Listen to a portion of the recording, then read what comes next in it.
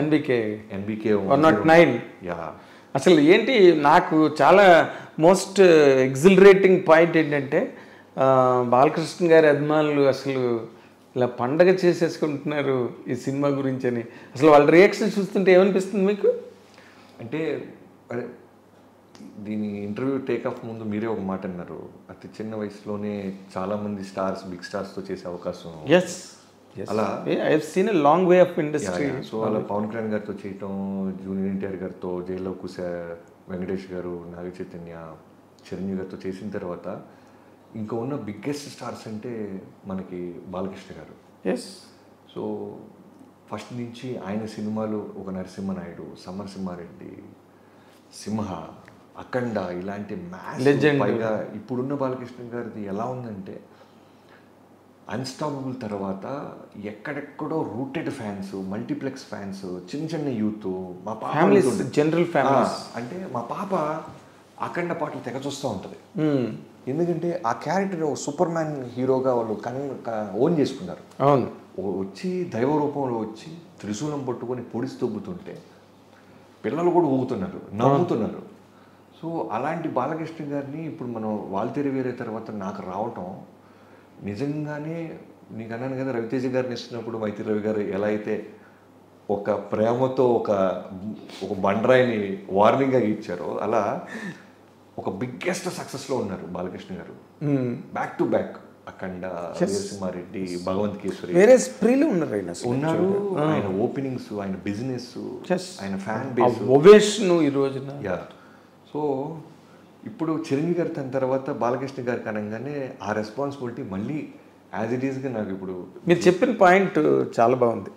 ఎందుకంటే బాలకృష్ణ గారికి ఉండే బీసీ అభిమానులు, బీసీ సెంటర్స్, మామూలు మాస్ థియేటర్స్ ఇవన్నీ ఉండగా ఈ అన్స్టాపబుల్ వచ్చిన తర్వాత ఈ బికేమే.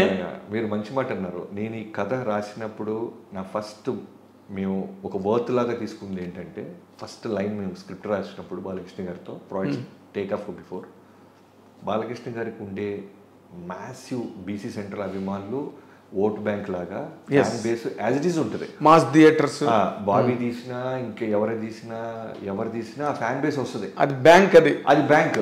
మనం ప్రత్యేకంగా, సో నేను యాజ్ ఎ డైరెక్టర్గా బాబీ అనేవాడు ఒక ఎక్స్మార్క్ క్రియేట్ చేయాలంటే అన్స్టాపబుల్ ఫ్యాన్ బేస్ని కూడా నేను తీసుకురావాలి, మల్టీప్లెక్స్ ఫ్యాన్ బేస్ని నేను తీసుకురాగలిగితే ఆయన ప్రీవియస్ సినిమాల కన్నా మన సినిమా గొప్పగా కనబడుతుంది, ఎక్కువ స్కోర్ చేస్తాను. అంటే రికార్డ్స్ అని నేను మాట్లాడను, ఎక్కువ థియేటర్ రిలీజ్ అని నేను మాట్లాడను. బట్ ముందు సినిమా కన్నా మన సినిమా ఏం చేసాం, మనం ఏం పీకామని మాట్లాడుకుంటే మల్టీప్లెక్స్ యూత్ని, యంగ్స్టర్స్ని విజిలేపించాలి.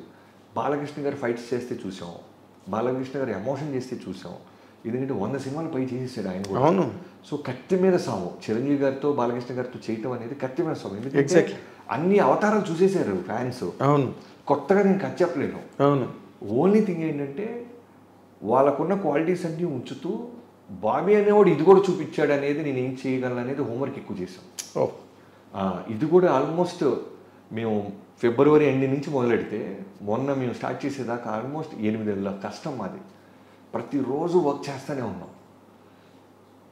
గారి కెరీర్లో వాల్తేరు వేరే అనేది ఎంత బ్యూటిఫుల్ చెరిషింగ్ మూమెంట్గా అందరూ మాట్లాడుతున్నారో, బాలకృష్ణ గారితో కూడా బాబీ గారు ఇంత గొప్ప సినిమా తీసేసాడా అని అందరూ మాట్లాడుకోవాలనే ఒక స్వార్థం ఉంది నాకు. ఎక్కడికి వెళ్ళినా సరే అమ్మ బాలకృష్ణ గారిని ఈ యాంగిల్ ఎలా పట్టావు నువ్వు అనాలి. ఎగ్జాక్ట్లీ. ఇప్పుడు మీరు చాలా కొత్తగా అనిపించిన మాట అది. ఏది, మీరు ఒక ఎడ్జ్ తీసుకున్నారే అన్స్టాపబుల్తో ఆయనకి he became a drawing rooms hero, A bedrooms hero.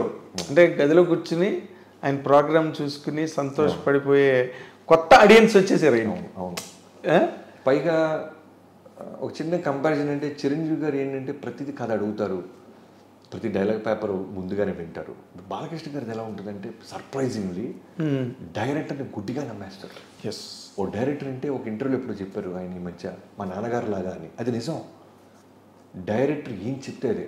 Director మనకన్నా బాగా ఆలోచిస్తాడు కదా, డైరెక్టర్కి ఎక్కువ రెస్పాన్సిబిలిటీ ఉంటుంది కదా, తను అడిగింది నేను ఇవ్వాలి కదా అనే ఒక గుడ్డి నమ్మకంతో విపరీతమైన అంటే ట్రస్ట్తో వస్తాడు. అంత ట్రస్ట్తో వచ్చినప్పుడు నాకు ఇంకా బర్డెన్ పెరిగిపోద్ది. అవును. మీరేం అడగట్లా, అవును. నేనేం చెప్తే అది చేస్తున్నారు మీరు. సో నేను అద్భుతమే చేపించాలి.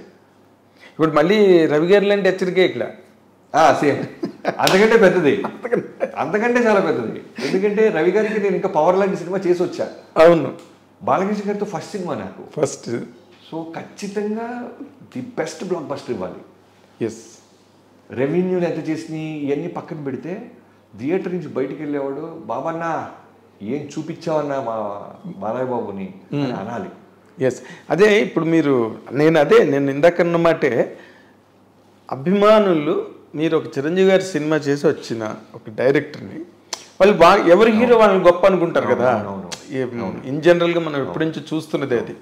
అలాంటిది ఒక చిరంజీవి గారికి ఒక రవితేజ గారికి వాళ్ళిద్దరికీ కలిపి ఒక సినిమాని ఒక పెద్ద బ్లాక్ బస్టర్ ఇచ్చి ఇప్పుడు బాలకృష్ణ గారి దగ్గరికి వచ్చారు అనగానే వాళ్ళు ఎక్కడ మీ దగ్గర ఆ తేడా, ఆ వ్యతిరేకత ఏమి ఫీల్ అవ్వకుండా మోర్ ఓవర్ ఎక్కువ హ్యాపీనెస్ ఫీల్ అవుతున్నారు. They are receiving you with both the hands. Bobby గారి సినిమా అన్న టైప్లోని అసలు అనౌన్స్మెంట్ ఇచ్చిన రోజు నుంచి నాకు పర్సనల్ మెసేజ్ అయ్యి ఉండొచ్చు, సోషల్ మీడియాలో నన్ను ఇన్బాక్స్లో మెసేజ్లు పెట్టవచ్చు. వాళ్ళు ఒకటే అన్న 3 బ్లాక్ బస్టర్ల తర్వాత బాలయ్య వస్తున్నారు, నీ మీద నమ్మకం ఉంది, కుమ్మవతలు దుబ్బే అన్న అని థమ్స్ అప్లు ఫైర్ సింబల్స్ వేసి మోటివేట్ చేస్తారు నన్ను. అవునా?